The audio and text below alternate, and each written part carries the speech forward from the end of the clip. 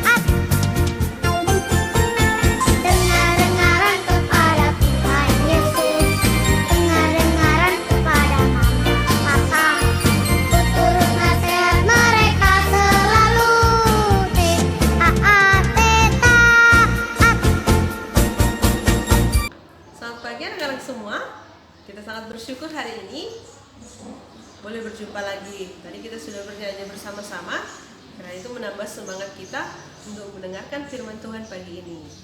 Sebelum membaca firman Tuhan, yuk kita berdoa dulu. Lipat tangannya, tutup matanya, kita berdoa. Tuhan, terima kasih untuk hari ini. Tuhan memberikan kami terus kekuatan. Kami sudah bernyanyi, berikan pujian kepadamu. Dan sekarang kami akan mendengarkan firman-Mu ya Tuhan. Tolong kami bisa mengerti setiap firman yang akan disampaikan. Terima kasih Tuhan Yesus, dalam nama-Mu kami berdoa. Amin. Kita akan belajar firman Tuhan bersama-sama pagi ini.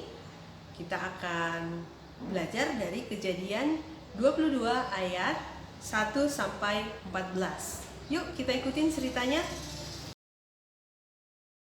Setelah semuanya itu, Allah mencoba Abraham. Ia berfirman kepadanya, Abraham.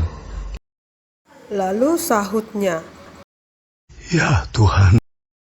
firman-Nya, Ambillah anakmu yang tunggal itu, yang engkau kasihi, yakni Ishak. Pergilah ke tanah Moria, dan persembahkanlah dia di sana sebagai korban bakaran pada salah satu gunung yang akan kukatakan kepadamu. Keesokan harinya, pagi-pagi, bangunlah Abraham. Ia memasang pelana keledainya dan memanggil 2 orang bujangnya bersama Ishak anaknya. Ia membelah juga kayu untuk korban bakaran itu.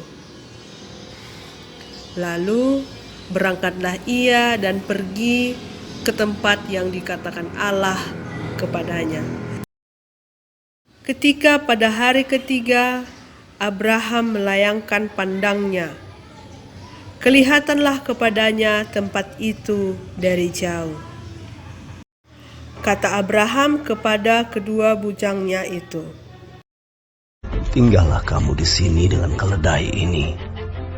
Aku beserta anak ini akan pergi ke sana. Kami akan sembahyang. Sesudah itu kami kembali kepadamu. Lalu Abraham mengambil kayu untuk korban bakaran itu dan memikulkannya ke atas bahu Ishak, anaknya. Sedang di tangannya dibawanya api dan pisau. Demikianlah keduanya berjalan bersama-sama. Lalu berkatalah Ishak kepada Abraham ayahnya. Bapak, Sahut Abraham. Ya anakku, Bertanyalah ia. di sini sudah ada api dan kayu. Tetapi, di manakah anak domba untuk korban bakaran itu? Sahut Abraham. Allah yang akan menyediakan anak domba untuk korban bakaran baginya, anakku. Sampailah mereka ke tempat yang dikatakan Allah kepadanya. Lalu Abraham mendirikan mezbah di situ, disusunnyalah kayu, diikatnyalah Ishak anaknya itu, dan diletakkannya di atas mezbah itu di atas kayu api. Sudah itu Abraham mengulurkan tangannya lalu mengambil pisau untuk menyembelih anaknya. Tapi berserulah malaikat Tuhan dari langit kepadanya. Abraham, Abraham. Sahutnya. Ya Tuhan. Lalu ia berfirman, Jangan bunuh anak itu, dan jangan kau apa-apakan dia. Sebab telah ku ketahui sekarang bahwa engkau takut akan Allah, dan engkau tidak segan-segan untuk menyerahkan anakmu yang tunggal kepadaku. Lalu Abraham menoleh dan melihat seekor domba jantan di belakangnya, yang tanduknya tersangkut dalam belukar. Abraham mengambil domba itu, lalu mengorbankannya sebagai korban bakaran pengganti anaknya. Dan Abraham menamai tempat itu Tuhan menyediakan. Sebab itu, sampai sekarang dikatakan orang, di atas gunung Tuhan akan disediakan. Kita tadi sudah membaca Kejadian 22 ayat 1 sampai 14. Di sana ada anak yang bernama Ishak. Anak-anak tahu nggak siapa tuh Ishak? Ayo. Iya benar. Ishak ini adalah anaknya Abraham. Ishak ini kan anak-anak, anaknya sangat istimewa. Kenapa istimewa ya? Karena dia sangat lama dinanti-nantikan oleh ayah sama ibunya. Pada masa itu, ketika Ishak dilahirkan, papanya Abraham berusia 100 tahun dan mamanya berusia 90 tahun. Sudah opung-opung kan? Coba tanya opungnya di rumah, berapa usianya coba? Jangan-jangan Abraham dan Sarah mungkin lebih tua dari opung kita saat ini. Tapi masih diberi anak loh oleh Tuhan. Mama Sarah itu, opung Sarah itu masih diberi kesempatan oleh Tuhan untuk melahirkan Ishak secara langsung. Nah, ini mengingatkan kita bahwa kita ini adalah pemberian Tuhan, anugerah dari Tuhan kan? Iya. Namun di ayat yang kita baca tadi ada yang aneh loh. Apa yang aneh ya, Miss? Iya, di ayat pasal yang kita baca itu tadi, di ayat 2-nya Tuhan meminta Ishak untuk dikorbankan. Jadi pada masa itu ada namanya memberi korban persembahan kepada Tuhan. Tapi biasanya korban itu yang dikorbankan adalah hewan, misalnya domba gitu. Tapi kali ini yang diminta Tuhan itu bukan kambing, domba atau apa itu hewan, bukan. Tapi Ishak sendiri yang diminta oleh Tuhan untuk dikorbankan. Wah, apa itu? Kenapa Tuhan bisa meminta Ishak untuk dikorbankan? Padahal kan Ishak itu janji Tuhan kepada Abraham, ya kan? Mereka sudah lama nunggu, diminta. Karena kalau dikorbankan itu artinya nanti dibunuh kemudian dibakar. Itulah namanya bikin persembahan. Mungkin kalau kita disuruh lompat jurang, ada yang mau nggak? Miss yakin pasti nggak ada yang mau. Pasti nggak ada yang mau disuruh lompat jurang, ya kan? Tapi uniknya anak-anak, apa yang terjadi? Coba tengok lagi Alkitabnya di ayat 3. Dibilang di sana, keesokan harinya Pagi-pagi bangunlah Abraham. Ia memasang pelana keledainya dan memanggil 2 orang bujangnya bersama Ishak anaknya. Ia membelah juga kayu untuk korban bakaran, lalu berangkatlah ia pergi ke tempat yang Tuhan katakan kepada mereka. Abraham gak membantah. Dia langsung bergegas, dia langsung pergi. Diajaknya anaknya itu untuk ke Gunung Moria yang diminta Tuhan itu. Nah, di sisi lain, si Ishak ini sepertinya seringkali diajak untuk memberi persembahan. Kenapa Miss bilang begitu? Karena pada saat mereka berjalan ini, tanya Ishak lah, di ayat 7 itu dikatakan di sana, Pak, kan kita mau ngasih persembahan nih, mana dombanya? Kok nggak ada? Gitu katanya si Ishak sama bapaknya. Bapaknya cuma jawab gini, Tuhan yang siapkan, gitu. Tanpa memberitahu bahwa Ishak itu akan dikorbankan. Nyampailah mereka di gunung itu, dibuat Abrahamlah mesbah, disusunlah kayu. Kemudian apa yang terjadi anak-anak? Yang di ayat 9, Ishak diikat. Ishak diikat anak-anak. Ishak diikat, baru diletakkan di atas mesbah. Wah, Abraham akan membunuh dan membakar anaknya. Tapi apa yang terjadi? Ternyata sesaat Abraham mengangkat pisaunya, Tuhan langsung bilang, jangan. Di ayat 12, jangan bunuh anak itu, dan jangan kau apa-apakan dia, sebab telah kuketahui bahwa engkau adalah orang yang takut akan Tuhan. Engkau tidak segan-segan menyerahkan anakmu yang tunggal itu kepadaku. Itu kata Tuhan. Enggak jadi kok dipersembahkan si Ishak ini. Ishak yang lama dinantikan itu, saat Tuhan memintanya, Abraham tidak enggan memberinya. Ini menunjukkan ketaatan, kepatuhan Abraham kepada Tuhan. Sebagai gantinya, dilanjutkan di sana bahwa Tuhan menyediakan domba yang nyangkut, katanya di sana, untuk dipersembahkan. Seperti jawabannya Bapak Abraham itu tadi kepada anaknya, Tuhan menyediakan. Ya, benar. Tuhan benar-benar menyediakan domba yang akan dipersembahkan. Nah, anak-anak, apa yang mau kita pelajari dari sini? Dari kisah Abraham dan Ishak. Yang pertama, Abraham ini adalah seorang yang mau taat kepada Tuhan. Saat dari ayat 2 itu disampaikan bahwa Tuhan meminta Ishak untuk dikorbankan, anak yang dinanti-nantikannya itu, dia tidak berlama-lama, langsung taat. Di ayat 3 dikatakan bahwa Abraham itu langsung bergegas untuk pergi ke Gunung Moria. Abraham anak atau seorang yang penurut kepada Allah. Kemudian yang kedua, Ishak juga demikian. Coba ditengok lagi Alkitabnya di ayat 9 di sana. Saat setelah Abraham menyelesaikan mesbahnya, apa yang diikat? Bukan hewan, tapi Ishak. Ishak diikat dan diletakkan di atas mesbah. Gak ada dikatakan di sini bahwa Ishak itu protes, gak ada. Ishak nurut apa yang dikatakan bapaknya pada saat itu.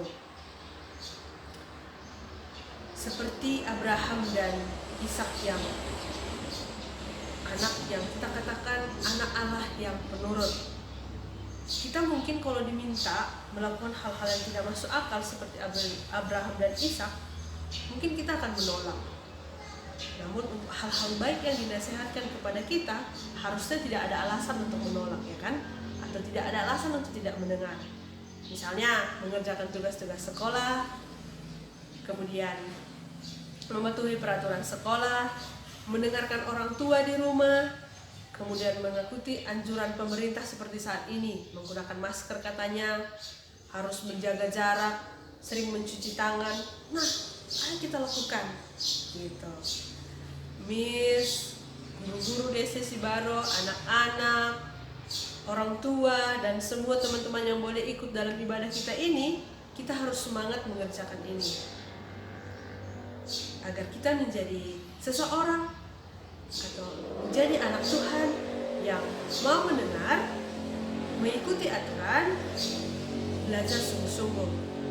Ketaatan kita menunjukkan bahwa kita adalah anak-anak yang takut akan Tuhan.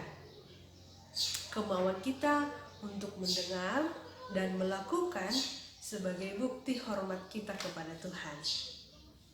Jadi kita harus semangat mengerjakannya, semangat menjadi anak-anak Tuhan yang takut akan Tuhan. Amin. Mari kita bersatu dalam doa. Ya Tuhan Allah Bapa kami di sorga, Tuhan yang kami kenal dalam Kristus Yesus, terima kasih untuk hari ini, untuk firman yang sudah boleh kami dengar. Kami sudah belajar dari kisah Abraham dan Ishak, belajar taat, belajar untuk mendengarkan. Tolong kami menjadi anak-anak yang selalu taat dan belajar untuk mendengarkan nasihat-nasihat baik yang diberikan kepada kami. Kami berdoa untuk anak-anak semua SD Swasta GP Sibaro, Tuhan berikan kemampuan, kepintaran dalam belajar, kebijaksanaan dalam berkata-kata juga. Dan juga orang tua, Tuhan berkati kecukupan kehidupan sehari-hari supaya boleh mencukupkan kebutuhan keluarga. Berdoa juga untuk Miss, guru-guru yang ada di SD GP Sibaro, Tuhan tetap berikan semangat, kesehatan, agar boleh tetap diberi kekuatan dalam berbincang-bincang, dalam belajar bersama dengan anak-anak di sekolah ini. Terima kasih ya Tuhan Allah, kami naikkan doa permohonan ini di dalam nama Tuhan Yesus kami berdoa. Amin.